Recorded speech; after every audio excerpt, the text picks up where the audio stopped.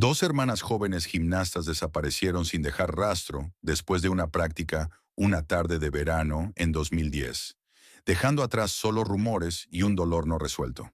Pero 12 años después, un hombre que pescaba cerca del lago Arrowhead sacó una bolsa de deporte desgastada por el agua, desencadenando una serie de descubrimientos escalofriantes que finalmente revelaron lo que realmente sucedió con Ana y Lily Romero. El aire estaba lo suficientemente fresco para mantener alejados a los insectos, y el agua del lago Arrowhead permanecía quieta bajo un amplio cielo gris. Chris Talbot, de 43 años, guiaba el lanzamiento de su hijo con un asentimiento y se recostaba en el banco de aluminio de su pequeño bote de alquiler. Su hijo, Nathan, estaba sentado con las piernas cruzadas cerca del borde, fingiendo pescar mientras miraba algo en su teléfono. Chris estaba en medio de una frase, algo sobre no tensar, cuando la punta de su caña se dobló bruscamente hacia la izquierda. No fue exactamente una picada, más bien un enganche. Se puso de pie, ajustó su agarre y tiró. Lo que fuera tenía peso, pero se soltó sin mucha pelea. El agua se onduló mientras algo pálido emergía, atrapado entre algas y raíces. Chris se inclinó, recogió la holgura y levantó el extremo de su línea. Una bolsa de deporte rosa colgaba del anzuelo, pesada por el agua y el lodo del lago. La desenganchó con cuidado y la puso entre ellos. ¿Ves esto?, le preguntó a su hijo, que levantó la mirada, confundido. Las iniciales AR estaban bordadas en un lado con hilo púrpura. Nathan encogió de hombros. Parece vieja. Chris tiró de la cremallera, que se atoró a mitad de camino. La soltó y la bolsa se abrió lo suficiente para revelar su contenido. Un par de zapatillas de ballet deformadas, con las suelas curvadas hacia adentro. Una cinta de competición descolorida y arrugada, todavía sujeta a un imperdible. Y en la esquina inferior, un horario de prácticas laminado, doblado, manchado y casi ilegible. Lo sostuvo y vio el nombre impreso en la parte superior. Ana Romero. Al principio no dijo nada. Luego sacó su teléfono. La recepción de la oficina del sheriff del condado Arrowhead no estaba concurrida cuando Chris entró con la bolsa sellada que habían usado para transportar el bulto. El suboficial Lane McConnell, que llevaba tiempo trabajando ahí y recordaba el caso original, la abrió, sacó la identificación y se quedó en silencio. ¿Encontraste esto en el lago?, preguntó. Chris asintió. Cerca del sendero noreste donde los árboles están juntos, lo pesqué por accidente. McConnell no tocó nada más. Llamó al equipo de evidencias y se retiró a la parte trasera. 10 minutos después, dos investigadores y un guardabosques uniformado examinaban el contenido en una sala de conferencias sellada. La habitación permanecía en silencio, mientras el resto de la comisaría bullía con el sonido de radios. La noticia se difundió rápido. Ana y Lily Romero, desaparecidas desde 2010, última vez vistas entrando al estacionamiento detrás de Silver Hills Gymnastics, sin avistamientos confirmados, sin pistas, sin hallazgos hasta ahora. En el Centro de Justicia del Condado, la detective Mara Quinlan acababa de instalarse en su nuevo cubículo de casos sin resolver, un lugar donde lo único que se movía rápido eran las impresoras y las cafeteras. Su escritorio estaba aún medio vacío. Le gustaba así.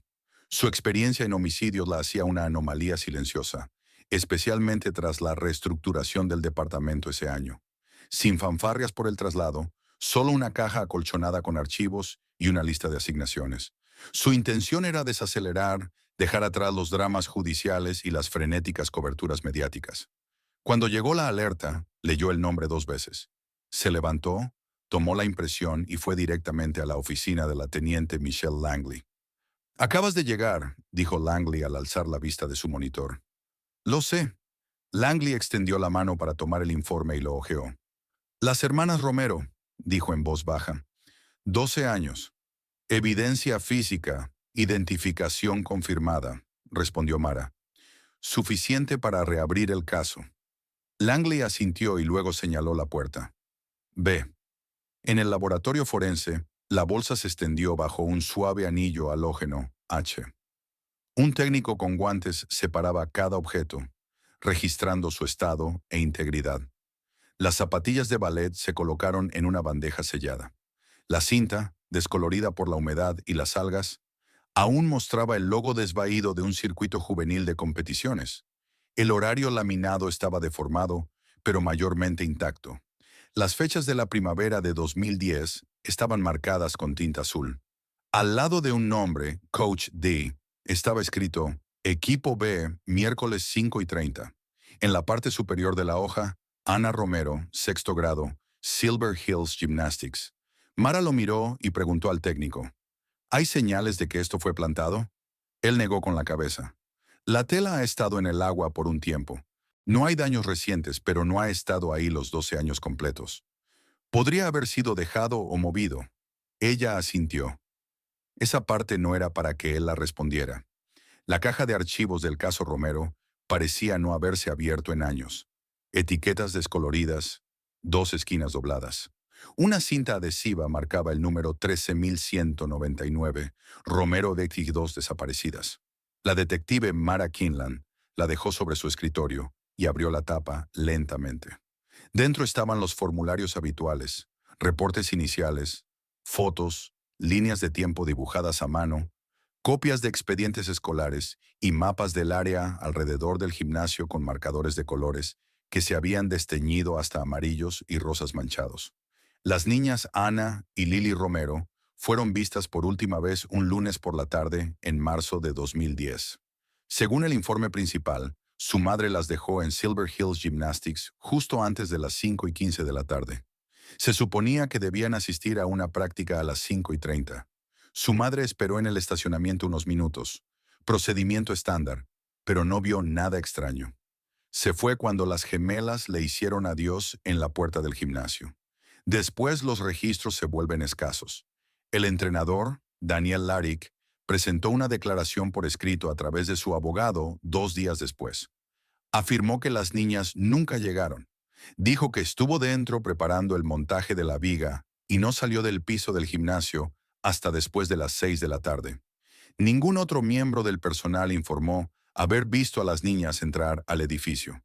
Pero varios compañeros de equipo en declaraciones manuscritas dadas a los oficiales en ese momento recordaban haber visto la cinta de cabello de Ana en un banco y la botella de agua de Lily en la zona de casilleros.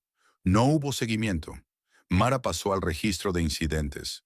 Un conductor de una gasolinera al otro lado de la calle había reportado una camioneta blanca estacionada cerca de la entrada del gimnasio esa tarde.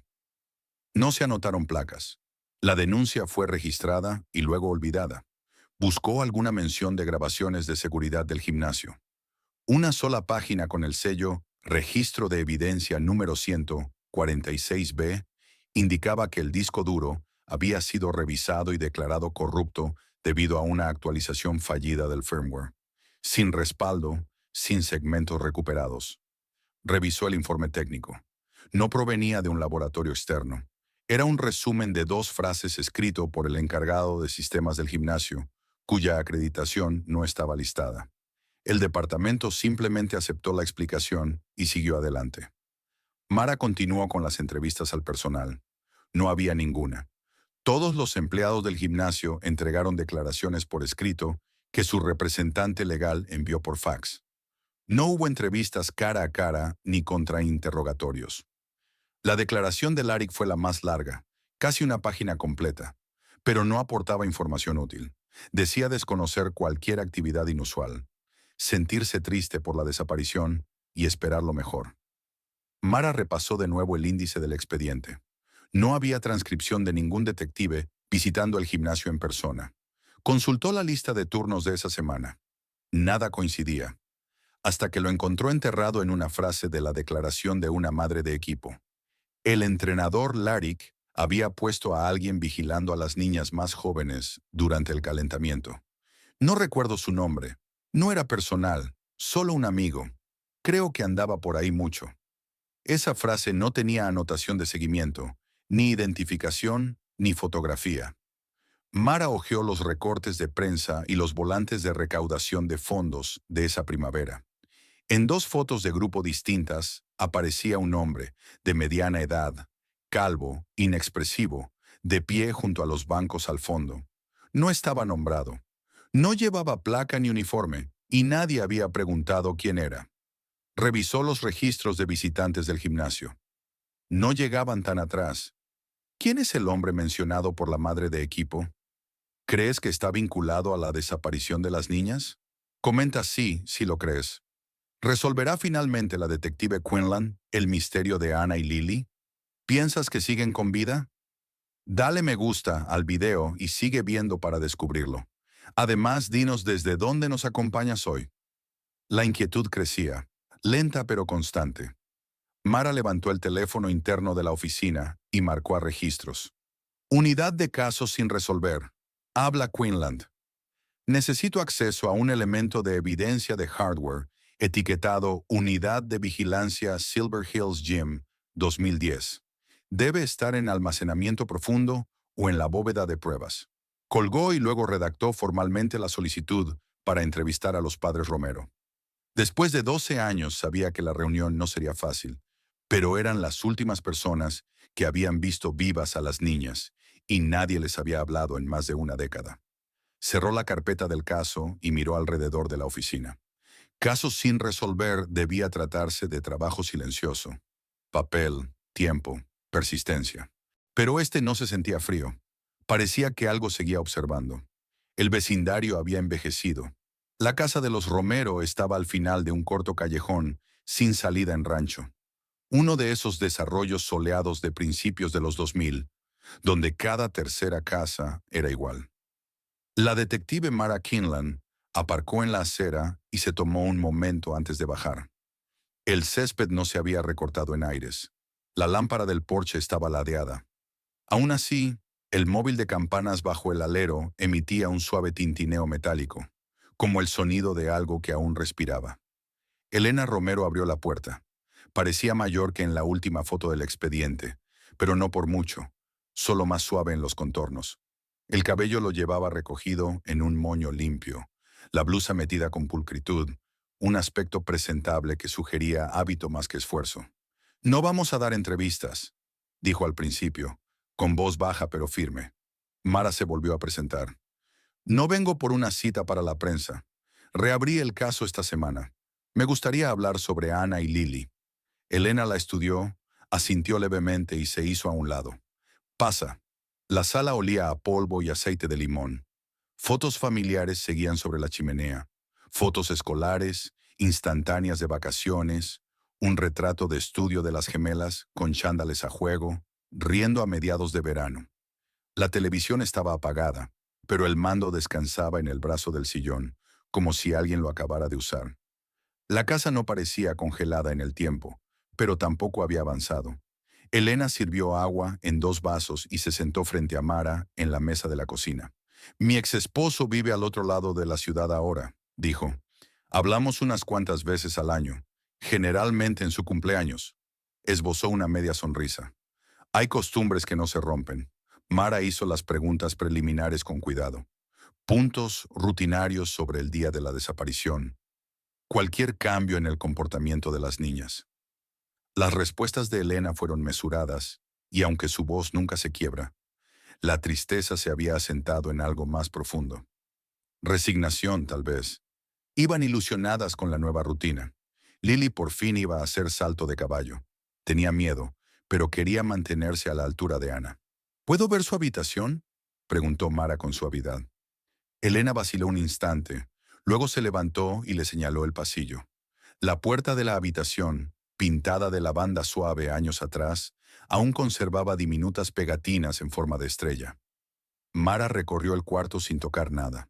En la percha colgaba un antiguo gafete de un evento regional de gimnasia. En el alféizar, un peine de plástico agrietado con purpurina en el mango. Entonces vio algo encima del estante del armario. Una camiseta de entrenamiento doblada, medio oculta tras una cajita de fotos. Subió al taburete junto a la estantería y la tomó con cuidado. Era rosa con franjas blancas laterales, el tipo de camiseta que usaban para entrenar. Al darle la vuelta, algo brilló a la luz. Un mechón de pelo suelto en la costura del cuello. No era rubio. Mara lo sostuvo a contraluz. Grueso, castaño oscuro, más largo de lo que Anna o Lily habían llevado el pelo jamás. Destacaba sobre la malla blanca de la camiseta. Elena, llamó con suavidad. ¿Ha estado aquí alguien de pelo oscuro? ¿Familiar? ¿Amigo? Elena apareció en el marco de la puerta. No, no desde antes de que nacieran ellas. El padre es pelirrojo. En mi familia somos todos claros. Mara no contestó de inmediato. Doblegó la camiseta en una hoja de evidencia limpia. Extrajo el mechón con pinzas y lo selló en un sobre de papel. Puede no ser nada, dijo, pero quiero analizarlo. Elena asintió en silencio. De regreso en su coche, Mara repasó sus notas, abrió la bolsa sellada y miró de nuevo el mechón. Podría ser cualquier cosa, transferido en la escuela, recogido en la práctica, pero la camiseta había estado guardada en un estante alto, sin despegarse por años. No era probable que alguien la hubiera tocado desde la desaparición. Si el mechón no pertenecía a las niñas ni a su familia, significaba que otra persona había estado lo suficientemente cerca como para dejar algo atrás. Sintonizó la radio y llamó al laboratorio. El informe llegó antes de las 9. Mara estaba en su escritorio cuando la voz clínica del analista resonó. La muestra de cabello es humana, masculina, sin folículo, así que no hay ADN nuclear. Y lamentablemente el rastro mitocondrial está demasiado degradado para obtener un perfil. Mara cerró los ojos. Ninguna coincidencia, continuó él, ni estatal ni federal. Cruzamos contra todos los perfiles de delitos menores y parciales. Nada viable. ¿Puede haberse contaminado? No es probable. Estaba incrustado en la costura desde hace tiempo, muy antiguo y quebrado. Si es evidencia, al menos es circunstancial. Gracias, dijo ella. No hay nada más. Colgó y contempló la carpeta abierta en su escritorio. 12 años de silencio, un solo artefacto físico y nada que demostrara algo. Los otros objetos de la bolsa no habían dado mucho más. La cinta mostraba degradación parcial, sin restos de sudor ni fibras únicas. El leotardo se había desintegrado y la exposición al agua borró todas las huellas. Incluso el horario laminado con el nombre de Ana estaba demasiado difuminado para cualquier dato útil. El laboratorio confirmó que la línea de tiempo encajaba. Eso era todo. La bolsa de deporte era auténtica. Su dueña había sido real. Pero ¿quién la había colocado en el lago y cuándo seguía siendo un misterio? Mara se quedó al otro lado de la sala y abrió el pizarrón blanco que había llevado hasta su rincón. Con un marcador negro escribió en la parte superior: Nadie simplemente desaparece. Debajo dibujó 4 columnas: casa, escuela, gimnasio, otro. Hora de volver a lo básico. Pasó las siguientes 2 horas cotejando nombres de los informes antiguos. La familia Romero. Elena, madre. Richard, padre, ahora vuelto a casar. Mónica, prima que vivía fuera del estado en aquel entonces. Profesores, conductores de autobús, una vecina que cuidaba niños y se mudó en 2015. Personal de Silver Hills Gym. El entrenador jefe, Daniel Larrick. 3 asistentes, 2 voluntarios rotativos, un limpiador a tiempo parcial, un administrador de recepción. No había registro de suplentes ni de cambios de personal inusuales, pero algo seguía sin cuadrar. El correo que Mara envió fue breve, casi estéril por diseño. Señora Álvarez, actualmente estoy reabriendo la investigación de la desaparición de Ana y Lily Romero en 2010. Creo que entrenó con ellas en Silver Hills Gymnastics. Me gustaría hacerle algunas preguntas. Sin prensa, sin presión, solo una conversación. La respuesta llegó 4 horas después. Siempre pensé que alguien preguntaría antes. Estoy disponible el viernes después de las 3. Ahora vivo en Sacramento. Maya Álvarez. Maya Álvarez esperó en una mesa a la sombra de un café en Yard Street, con las manos alrededor de un té helado, ya casi vacío. Se puso de pie cuando Mara llegó y esbozó una sonrisa nerviosa, con la mirada fugaz a un lado, como si estuviera revisando si alguien más observaba. Mara le dio las gracias por el encuentro y se sentó frente a ella. El pelo de Maya era ahora más largo y teñido de cobre, pero su postura conservaba la rigidez y el porte aprendido de gimnasta. No era muy cercana a ellas, dijo Maya. Ana siempre estuvo más avanzada.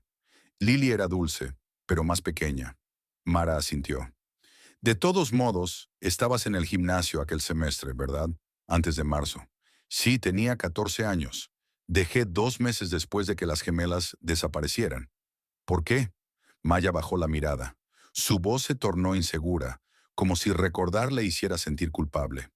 A Larik le gustaba trabajar con las niñas más pequeñas.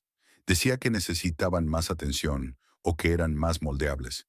Después de la práctica grupal, las estiraba a solas, solo ellas y él. A veces murmuraba cosas a Ana, chistes quizás, pero me ponía incómoda verlo, como si no debiera estar viendo eso. Mara preguntó si alguien más lo había notado. Algunas de nosotras sí, respondió Maya, pero nadie dijo nada. Mi madre me dijo una vez, cuando lo comenté, que los entrenadores son como familia, y parte de mí se lo creyó. ¿Y ese hombre que mencionaste en tu correo, el que siempre estaba al fondo? Insistió Mara. Maya se removió en la silla. No era personal, nunca entrenó ni habló con nadie, pero estaba allí en las sesiones de la tarde. Lo recuerdo especialmente en invierno. Se sentaba en la esquina junto al dispensador de agua. Ni siquiera fingía interesarse por las rutinas. Solo observaba. ¿Alguien le dirigió la palabra?, preguntó Mara. Maya negó. No que yo recuerde, pero vi a Larika sentirle una vez, como si tuvieran un código. Mara guardó silencio un momento. Luego Maya vaciló, metió la mano en su bolso y sacó un teléfono viejo con la pantalla agrietada en una esquina. Lo desbloqueó. No sé si sirve de algo. Es tonto, pero tomé una foto una vez porque el ángulo hacía que mi salto frontal saliera decente. El hombre sale al fondo. Lo noté años después. Le deslizó el teléfono a Mara, que lo tomó con cuidado. La imagen era granulada, mal iluminada y torcida, pero inconfundible. Maya en el aire, y detrás de ella, un hombre sentado en las gradas apenas dentro del encuadre. Mara pidió que se la enviara por correo. Maya aceptó. «Eres la primera que me pregunta todo esto», susurró. Pensé que estaría exagerando. Mara levantó la vista del teléfono. No lo estabas. De regreso en la comisaría, Mara subió la imagen a la unidad interna de reconocimiento facial. La identificación llegó justo después de medianoche. Raymond Shaw, nacido en 1967, última dirección registrada en el condado de San Bernardino. La foto del DMV coincidía con el hombre en la imagen de Maya Álvarez. El sistema señaló su expediente, historial juvenil sellado y un incidente de 1999, en Fresno, por posible riesgo a menores sin cargos. El archivo era escueto, casi demasiado. Lo más sorprendente, no había registro de Shaw en el personal, en los libros de visitantes, ni en las listas de voluntarios de Silver Hills Gym. Ni una sola vez. Sin controles de antecedentes, sin registros de entrada, sin mención oficial en las instalaciones. Y sin embargo, aparecía en foto de equipo tras foto de equipo, presente durante 3 meses a inicios de 2010. Mara miró fijamente el tablero de pruebas en su oficina. 2 rostros ahora unidos, por proximidad y patrón. Tecleó el número de seguro social de Shaw y rastreó su último movimiento en el sistema. Una nueva matrícula en California del Norte, junio de 2010, 2 meses después de la desaparición de las hermanas Romero.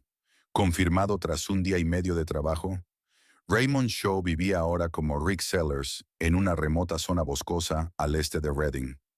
Una casa remolque aparcada en un giro de grava junto a un invernadero derrumbado y una camioneta oxidada que no se movía desde hacía meses. Un buzón con Sellers pintado a mano se inclinaba contra un poste doblado. Mara no fue sola.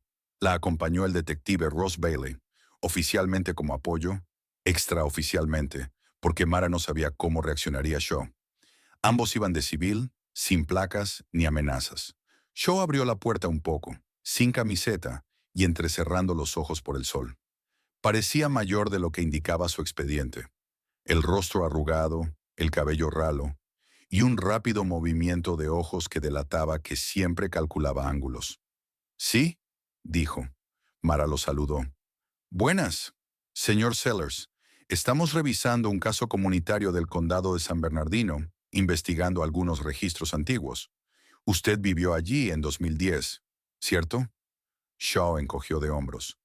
«Hace mucho. No recuerdo mucho de ese lugar. Trabajé un tiempo. No duró. Queremos confirmar con quién pudo haber trabajado entonces», explicó Mara. «¿Conoce a un tal Daniel Larik?» Hubo un instante de pausa. «El nombre me suena», respondió Shaw. Creo que hacía construcción. Mara ladeó la cabeza, con una media sonrisa fingida. En realidad es deporte juvenil, gimnasia en Silver Hills. Shaw se rascó la barbilla. Ah, sí, sí, quizá me suena. ¿Ayudaba ahí como voluntario o algo así? Otro silencio incómodo. Vale intervino. Tenemos unas fotos antiguas que quisiéramos que viera, dijo, para refrescar memoria. ¿Podemos mostrárselas? Mara sacó una imagen impresa del evento de presentación. Shaw la miró un instante, la apartó con rapidez y negó. Eso no soy yo. Mara no respondió de inmediato. La bolsa de deporte era auténtica. Su dueña había sido real. Pero ¿quién la colocó en el lago y cuándo seguía siendo un misterio? Mara se situó al otro lado de la sala y abrió el pizarrón blanco que había llevado a su rincón. Con un marcador negro escribió en la parte superior: Nadie simplemente desaparece. Debajo trazó 4 columnas: casa, escuela, gimnasio, otro. Era hora de volver a lo básico. Pasó las 2 horas siguientes cotejando nombres de informes antiguos. La familia Romero, Elena, madre, Richard, padre, ahora vuelto a casar, Mónica, prima, que vivía fuera del estado en aquel entonces, profesores, conductores de autobús, una vecina que cuidaba niños y se mudó en 2015, personal de Silver Hills Gym, el entrenador jefe Daniel Larrick, 3 asistentes, 2 voluntarios rotativos, un limpiador a tiempo parcial y un administrador de recepción. No había mención de suplentes ni de cambios de personal inusuales, pero algo seguía sin encajar. El correo que Mara envió fue breve, casi estéril por diseño. Señora Álvarez, actualmente estoy reabriendo la investigación de la desaparición de Ana y Lily Romero en 2010. Creo que entrenó con ellas en Silver Hills Gymnastics. Me gustaría hacerle algunas preguntas. Sin prensa, sin presión, solo una conversación. La respuesta llegó 4 horas más tarde. Siempre pensé que alguien preguntaría antes. Estoy disponible el viernes después de las 3. Ahora vivo en Sacramento. Maya Álvarez. Maya Álvarez esperó en una mesa sombreada de un café en Yoit Street, con las manos envueltas alrededor de un té helado, casi vacío. Se levantó al ver a Mara acercarse y esbozó una sonrisa nerviosa, sus ojos fugaces buscando a alguien más. Mara le dio las gracias por reunirse y se sentó frente a ella. El cabello de Maya era ahora más largo y teñido de cobre, pero su porte conservaba la rigidez aprendida de gimnasta. No era muy cercana a ellas, dijo Maya. Ana siempre estuvo más avanzada. Lily era dulce, pero era más pequeña. Mara asintió. Aún así estabas en el gimnasio aquel semestre, antes de marzo, ¿verdad?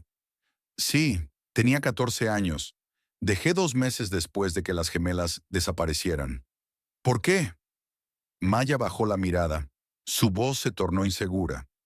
A Larik le gustaba trabajar con las niñas pequeñas. Decía que necesitaban más atención o que eran más fáciles de moldear. Después de las prácticas grupales las estiraba a solas, solo ellas y él. A veces susurraba cosas a Ana, quizá bromas, pero me ponía incómoda verlo, como si no debiera estar presenciándolo. Mara preguntó si alguien más lo había notado. Algunas de nosotras sí, respondió Maya, pero nadie dijo nada. Mi madre me dijo una vez que los entrenadores eran como familia, y parte de mí se lo creyó. ¿Y ese hombre que mencionaste en tu correo? El que siempre estaba al fondo. Maya se acomodó en la silla. No era personal. Nunca entrenó ni habló con nadie, pero estaba ahí en las sesiones de la tarde. Lo recuerdo especialmente en invierno. Se sentaba en la esquina junto al dispensador de agua. Ni siquiera fingía interesarse por las rutinas. Solo observaba. ¿Alguien le habló alguna vez? Maya negó. No que yo sepa, pero vi a Larika sentirle una vez, como si tuvieran un código. Mara guardó silencio un momento. Maya vaciló. Metió la mano en su bolso y sacó un móvil viejo con la pantalla agrietada. Lo desbloqueó. No sé si esto sirve de algo. Es tonto, pero hice una foto porque el ángulo me hacía quedar bien en mi salto frontal. El hombre sale al fondo. Solo lo noté años después. Le deslizó el teléfono a Mara, que lo tomó con cuidado. La imagen era granulada, mal iluminada y torcida, pero inconfundible. Maya en el aire y detrás de ella, un hombre sentado en las gradas. Mara pidió que se la enviara por correo. Maya accedió. «Eres la primera que me pregunta todo esto», susurró Maya. «Pensé que estaría exagerando». Mara alzó la vista.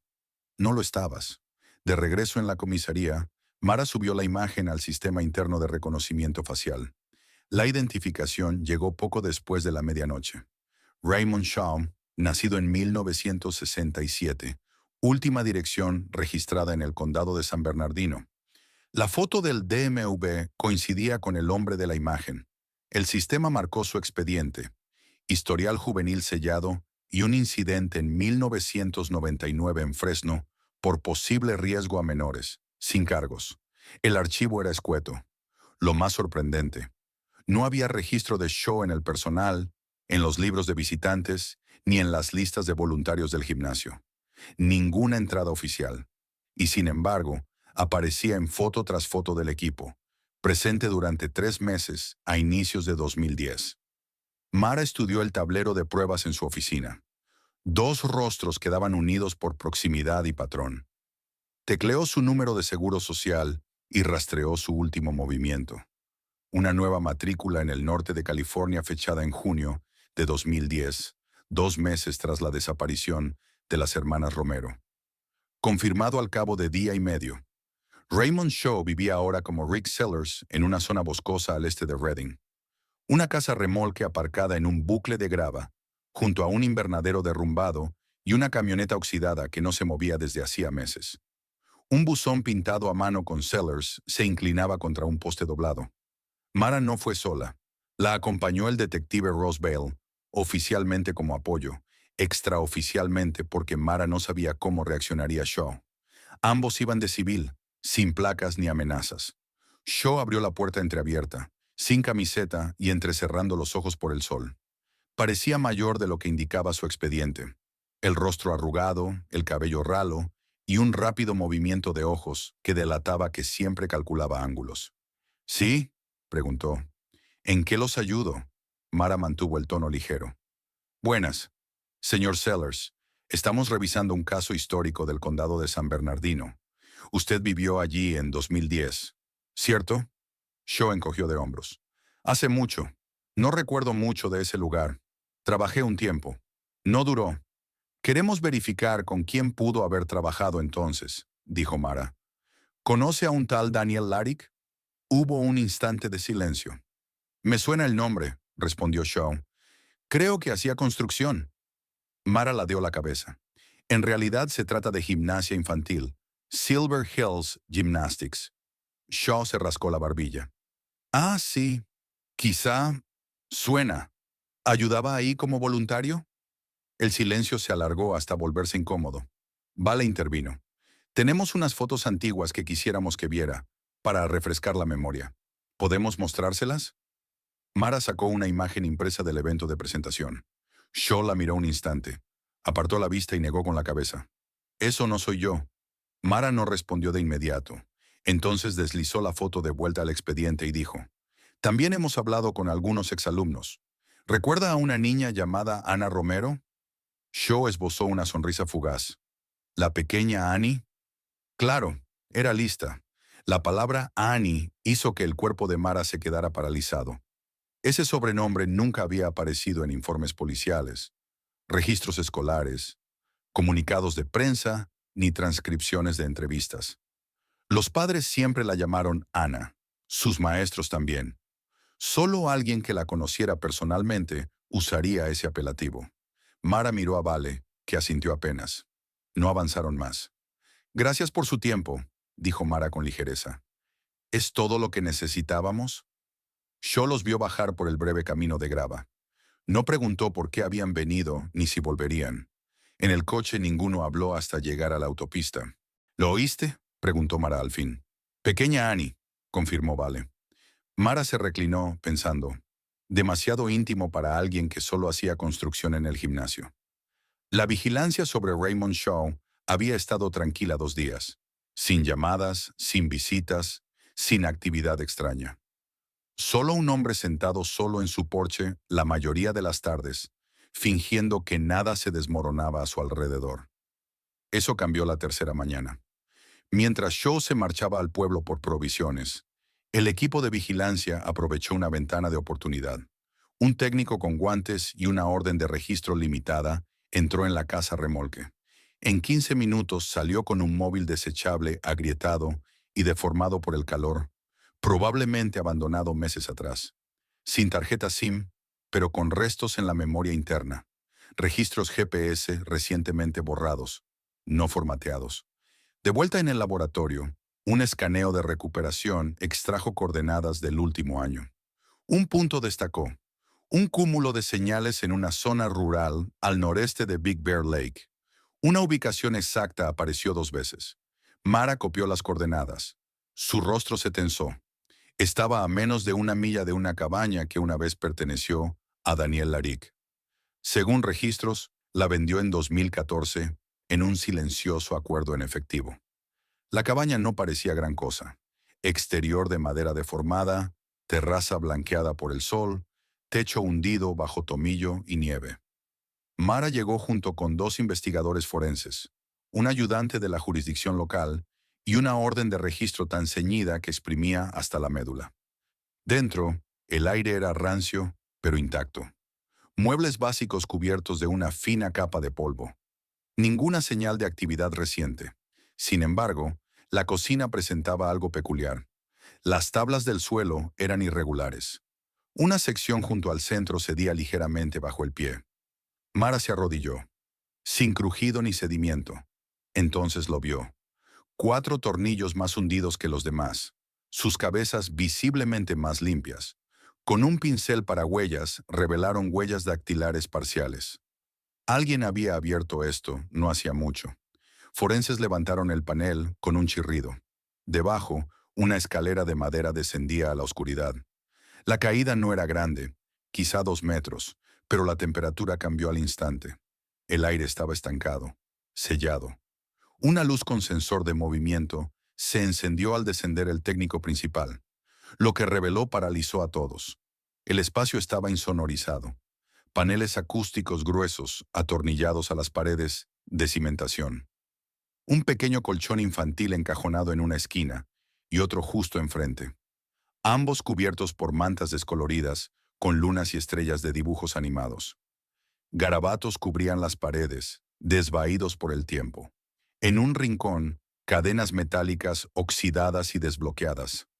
En uno de los eslabones aún colgaba un calcetín de niña. El aire olía a óxido y sangre. El equipo forense barrió la zona. Junto a los zócalos hallaron restos de sangre. 2 muestras confirmaron coincidencia parcial de ADN, consistente con linaje Romero. Las niñas habían estado allí. Habían vivido allí. La orden de registro golpeó a las 6:14 de la mañana. Shaw abrió la puerta de su remolque, adormilado, murmurando incoherencias hasta ver al detective Vale y a Mara Quinlan con las expresiones neutrales y una orden de arresto firmada. Esta vez Mara dijo con voz fría: «No venimos solo a hablar». No ofreció resistencia. Quizás supo que todo había terminado. En la estación, Shaw permanecía en una sala de entrevistas bajo fluorescentes cálidos, sudor perlado en la frente, los dedos tamborileando en la mesa metálica con nerviosismo contenido. Mara entró con una carpeta y expresión serena. No habló de inmediato. Sacó 4 fotografías tamaño 8x10 y las colocó una a una frente a él. La trampilla, la sala insonorizada, los colchones con estampados de dibujos y el garabato en la pared. El rostro de Shaw no cambió, pero su respiración se volvió más lenta. «Nunca he visto eso antes», murmuró. Mara deslizó la última foto. El informe forense con la coincidencia de sangre. ADN familiar con los Romero. «Estuvieron ahí», dijo ella, «durante años, y tú ayudaste a mantenerlas allí. Esta es tu oportunidad de hablar antes de que el sistema hable por ti». Shaw exhaló de pronto, sin dramatismo, como si el aire escapara de una válvula agrietada.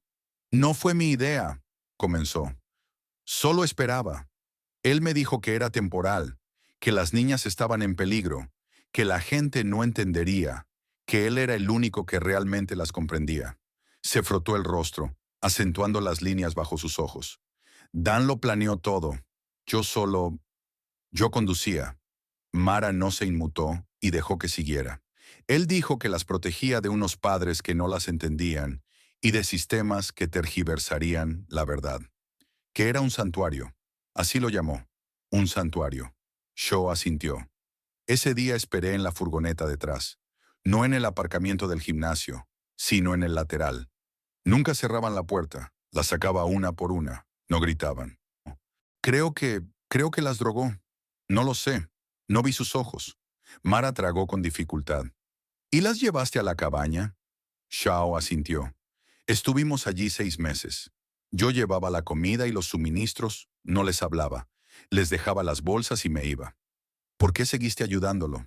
Shao bajó la voz. Dijo que si no lo ayudaba, iba a buscarme y me arrastraría con él. Tenía cosas, fotos de cuando yo era joven e ingenuo. Mara lo observó con frialdad. ¿Y luego? Cuando superaron la cabaña en 2018, susurró. Dijo que era hora de algo permanente. Me ayudó a mudarlas a su nuevo lugar. Me dijo que nunca tendría que volver. Sacó un sobre de evidencia y garabateó una dirección en su reverso. En un lote suburbano, en una urbanización nueva, a 2 condados de aquí, vecindario tranquilo, garaje para 2 coches. Nunca levantó sospechas. Todo parece normal por fuera. Mira bajo el garaje. No lo verías a menos que supieras deslizar el panel de la pared junto al calentador de agua. La respiración de Mara se quedó atrapada. Siguen vivos. No respondió de inmediato. Sus ojos se deslizaron. Dijo que el mundo exterior los arruinaría ahora. Y tú no dijiste nada durante 12 años. Shaw tragó saliva. Tenía miedo. Para cuando Shaw terminó, la habitación se sentía sofocante. Mara se levantó sin decir una palabra más. Fuera de la sala de entrevistas, marcó al equipo táctico. Aquí la detective Quinlan, dijo. Necesito un equipo para ejecutar una orden de alto riesgo. Sospechoso. Daniel Larick. La estructura tiene características arquitectónicas ocultas. Posibles víctimas vivas en el lugar. El sol aún no había roto entre las nubes cuando el equipo táctico entró en acción. La casa de Larick estaba al borde de un vecindario bien cuidado en Lucerne Valley. Paredes de estuco, setos recortados, un columpio rojo en el patio delantero. Sin alarmas ni seguridad visible. Parecía una casa más en la calle. Limpia, silenciosa, sin nada fuera de lo común. El garaje estaba cerrado con llave, pero eso no detuvo al equipo. Se movieron rápido, sistemáticos. La pared trasera era tal como Shaw la había descrito. El drywall aislado detrás del calentador de agua era tan fino que parecía desaparecer a simple vista. Un técnico pasó la mano por el moldeado de la esquina, tocando suavemente. Un eco hueco respondió. Cortaron el panel limpiamente. Detrás, una escalera estrecha, sin terminar, que bajaba hacia la oscuridad. No fue necesario patear la puerta. No estaba cerrada. Nunca lo había estado. No desde dentro. El líder táctico fue el primero en descender. Detrás de él, Mara avanzó con cuidado, linterna en mano, con el corazón latiendo fuerte en sus oídos. El olor fue lo primero que golpeó. No era putrefacción, sino edad, sudor y aire cerrado. El haz de su luz recorrió el concreto. Luego algodón, colchones apilados. 2 pequeños, uno junto al otro en una esquina lejana. Entonces vieron movimiento. 2 niñas estaban sentadas en la penumbra, con la espalda contra la pared, las manos apretadas. Su piel estaba pálida por años sin sol, su cabello lacio y desigual, cortado con tijeras de cocina. Sus ojos, sorprendidos pero alertas, seguían cada movimiento en la habitación. Mara avanzó lentamente, bajando la luz. Ana, Lily. No hablaron. Luego la mayor, Ana, ahora de 24 años pero con aspecto de apenas 16, susurró. Por favor, déjennos ir. Mara no se movió. Se agachó suavemente, dejando su placa en el suelo como si pudiera romper el aire. No vamos a hacerles daño. Están a salvo ahora. Soy la detective Quinlan. Vamos a sacarlas de aquí. Muy bien. Los servicios médicos entraron con urgente discreción. Ana y Lily fueron escoltadas a pie, envueltas en mantas, asistidas pero caminando por sí mismas. Mara se quedó afuera de la propiedad, viendo cómo subían a la furgoneta de transporte. No lloraron, no hablaron. Pero cuando la puerta se cerró detrás de ellas, Lily tomó la mano de Ana. Dentro, cada superficie del cuarto oculto fue documentada. Una cámara había sido instalada en la esquina del techo, ahora sin energía pero con cableado para monitoreo remoto. Una pila de cintas de video estaba guardada en un gabinete cerrado con llave. Mara aún no las abrió. Sabía lo que probablemente había allí. La cadena de custodia había comenzado. Y con ella, el verdadero horror. Larry fue arrestado sin incidentes esa misma tarde.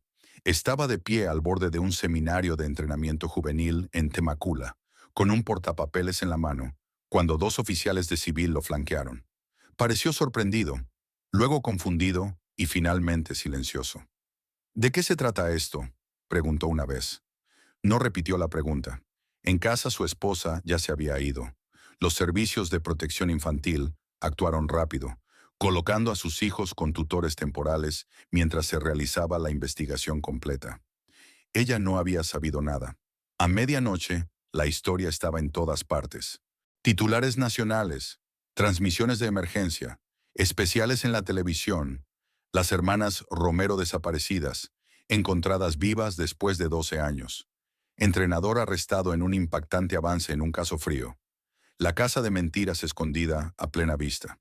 Mara estaba en su oficina viendo la conferencia de prensa en silencio. El jefe de estación hablaba calmadamente, pero la multitud rugía detrás de él. Reporteros, cámaras, preguntas. No necesitaba escuchar el ruido. Ya sabía que las consecuencias llegarían en oleadas. Demandas, renuncias, debates en programas de opinión. Pero por ahora, solo por un momento, dejó que ese ruido fuera problema de otros. Raymond Shaw permaneció en silencio mientras el fiscal exponía los términos. Cooperación total, testimonio grabado y sin ocultar detalles, ni una omisión. A cambio, cadena perpetua con posibilidad de libertad condicional a los 75 años. Aceptó el acuerdo con el cansancio de un hombre ya enterrado. La confesión fue incorporada al expediente oficial. Fue condenatoria, coherente e implacable. En ella Shaw describió 12 años de control, traslado y cumplimiento. Su papel, aunque limitado, fue integral e imperdonable. La audiencia de declaración de culpabilidad de Daniel Larrick duró menos de 30 minutos. Se presentaron diarios manuscritos recuperados de la caja fuerte de su casa, detallando rutinas, castigos y manipulación emocional. Fotografías que mostraban a las niñas en cada año que habían estado desaparecidas, documentadas, envejecidas, vestidas como niñas mucho después de dejar de serlo. La confesión completa de Shaw, nombrando a Larry como el organizador y presencia constante. Y lo más poderoso de todo, el testimonio grabado de Ana y Lily. Voces delgadas pero firmes, relatando cómo su entrenador les dijo que sus padres habían desaparecido, cómo les dio otros nombres, y las cosas inapropiadas que les hizo. Larry se sentó inmóvil. No miró a las víctimas ni una sola vez. Cuando se le preguntó cómo se declaraba, simplemente respondió: culpable. El juez lo sentenció a 3 cadenas perpetuas consecutivas, sin posibilidad de libertad condicional. Ningún familiar asistió a la sentencia. El centro de recuperación estaba en una zona tranquila de St. Louis Obispo, intencionalmente alejado de cámaras y curiosos. Las niñas estaban bajo el cuidado de especialistas en trauma. Ana fue la primera en hablar. Pidió ver a su madre. Se hicieron los arreglos. Mara se quedó fuera de la habitación durante el reencuentro, observando a través de un estrecho cristal. La señora Romero, mayor ahora, más delgada, estaba en el umbral, como si tuviera miedo de respirar. Entonces Ana susurró: «Mamá». Y Lily también lo dijo. Su madre cruzó la habitación en segundos. No hubo palabras después, solo el colapso de 3 cuerpos en uno solo. 12 años de ausencia comprimidos en un abrazo tembloroso. Más tarde esa noche, mientras Mara se preparaba para irse, la señora Romero la detuvo en el estacionamiento. «No sé qué decir», dijo ella. «No tienes que decir nada», respondió Mara. Los ojos de la señora Romero se llenaron de lágrimas. «Me devolviste a mis niñas». De regreso en su oficina, el tablero del caso frío estaba vacío. Solo quedaban los agujeros de los alfileres donde antes colgaban las fotos. Las niñas enfrentarían una larga recuperación, pero el caso estaba cerrado. Dos hermanas habían regresado a casa. Mara cerró el archivo del caso en un cajón y miró por la ventana. El cielo estaba gris. Se avecinaba una tormenta en algún lugar. Otra familia todavía esperaba. Siempre habría más, pero por ahora esto era suficiente. Gracias por ver hasta el final. Si te gustó esta historia, dale me gusta a este video si aún no lo has hecho y suscríbete para más.